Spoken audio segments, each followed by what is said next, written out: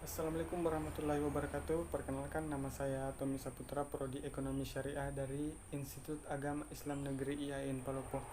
Nah, di video ini saya tidak akan lagi membahas tentang apa pengertian One Belt One Road atau tujuannya, karena saya rasa itu sudah sangat jelas di artikel yang saya bagikan. Pada konten video kali ini saya akan membahas tentang untung rugi Republik Indonesia join ke dalam proyek Belt and Road Initiative, di mana Belt and Road Initiative ini merupakan salah satu proyek terbesar di abad tahun 21 yang tentu ini menjadi polemik dan menjadi perbincangan di beberapa negara, terutama di Indonesia. Nah, pada video kali ini saya akan membahas tentang untung rugi Indonesia join ke dalam bisnis Belt and Road tersebut. Nah, di mana proyek Belt and Road Initiative ini itu diinisiasi oleh pemimpin China, yang dimana ini dirilis pada tahun 2013, yang rencananya dimana proyek Belt and Road Initiative ini itu akan rampung pada tahun 2049. Memang ini masih lama karena memang ini merupakan salah satu proyek yang sangat besar, yang menjadi proyek terbesar di abad 21. Kita bisa lihat dari peta Belt and Road Initiative itu sendiri, ini meliputi beberapa negara yang memang ini bertujuan untuk mengekspansi negara-negara yang ada di dunia, di mana yang menjadi alasan dari pemerintah China untuk membuat proyek besar Belt and Road ini yang melintasi beberapa negara. Ini merupakan salah satu inisiatif yang ingin mereka gagas kembali, di mana 2000 tahun yang lalu yang katanya ini merupakan kejayaan-kejayaan Cina pada masa kerajaan dinasti Han. Kalau kalian pernah melihat sinetron-sinetron kerajaan China, itu ada yang namanya kerajaan dinasti Han, yang dulunya itu merupakan kejayaan yang dulunya itu merupakan kerajaan yang paling jaya dari segi perekonomian, di mana pemerintah China itu sendiri ingin membuka kembali yang namanya jalur sutra, yang memang dulu dilalui oleh pada masa kejayaan dinasti Han,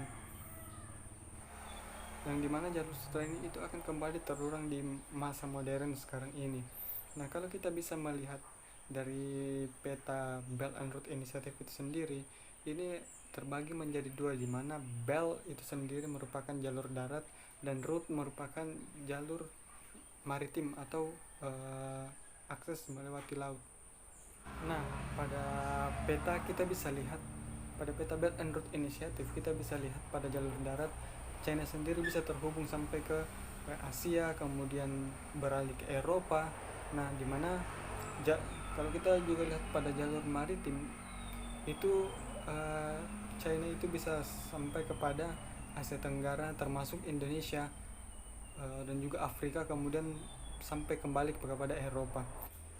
Ini adalah proyek jumbo yang tidak hanya menghubungkan area darat dan laut saja, melainkan juga seperti jaringan dan juga utilitas, seperti contohnya internet dan pipeline atau jalur pipa untuk negara-negara produsen penghasil minyak dan juga pembangkit listrik.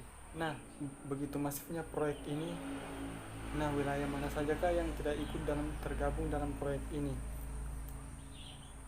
Yang tidak masuk dalam proyek ini yaitu Amerika Serikat.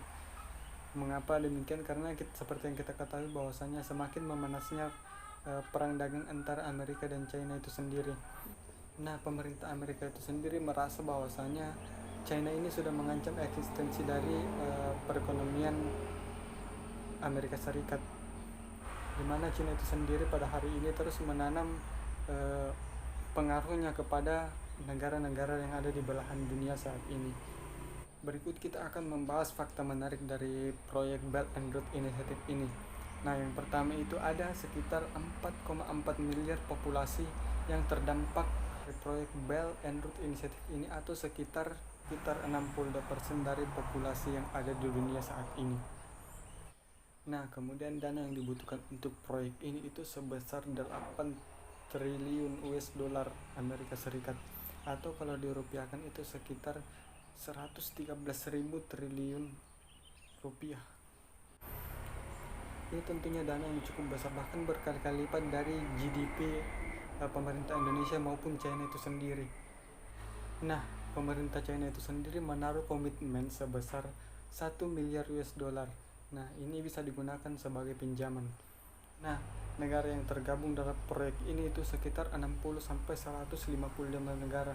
Ini bisa dikatakan proyek yang memang sangat besar, dan kemudian juga ada 29 organisasi yang tergabung dalam proyek ini termasuk IMF itu sendiri.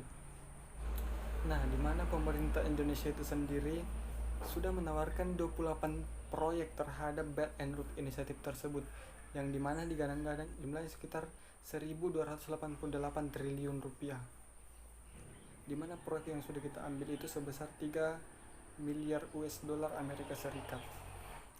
Nah, dimana pertumbuhan volume perdagangan pemerintahan China terhadap negara-negara yang tergabung dalam Belt and Road itu sendiri itu meningkat setiap tahunnya, dimana ini sudah mencapai peningkatan sampai 4%. Nah, tentu di mana proyek Belt and Road ini sendiri tidak lepas dari kritikan-kritikan dari beberapa negara, terutama Indonesia itu sendiri. Dan juga kenapa Indonesia join ke dalam proyek ini.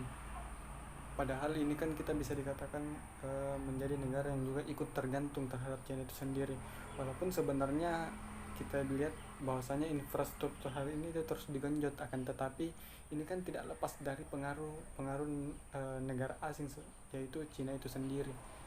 Nah, di mana kritikan yang pertama itu dikatakan bahwasanya proyek Belt and Road ini sendiri itu dikatakan sebagai alat hegemoni China, di mana memang ini digunakan untuk menguasai sebuah negara atau mengekspansi negara-negara yang tergantung dalam proyek tersebut.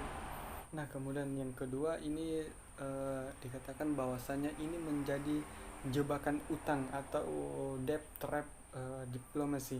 Nah, seperti apa yang terjadi di Sri Lanka. Nah, di mana pemerintah Sri Lanka itu sendiri meminta kepada China untuk men-take over salah satu pelabuhan yang dimiliki oleh Sri Lanka, karena memang pemerintah Sri Lanka itu sudah tidak mampu untuk membayar investasi yang diberikan oleh China. Kemudian juga biaya konstruksi yang diberikan oleh China itu sendiri itu sangatlah mahal. Dan juga proyek Belt and Road itu sendiri dikatakan bahwasanya kurang transparansi dan tidak berkelanjutan, karena memang proyek ini begitu masif dan begitu kompleks sehingga sangat susah untuk men-track sampai di mana proyeknya. Dan kemudian ini kan bukan proyek hanya government to government, tetapi juga ini adalah proyek business to business. Mungkin ini yang dapat saya paparkan pada kesempatan video kali ini. Kurang dan lebihnya mohon dimaafkan. Saya dengan ucapan wassalamualaikum warahmatullahi wabarakatuh.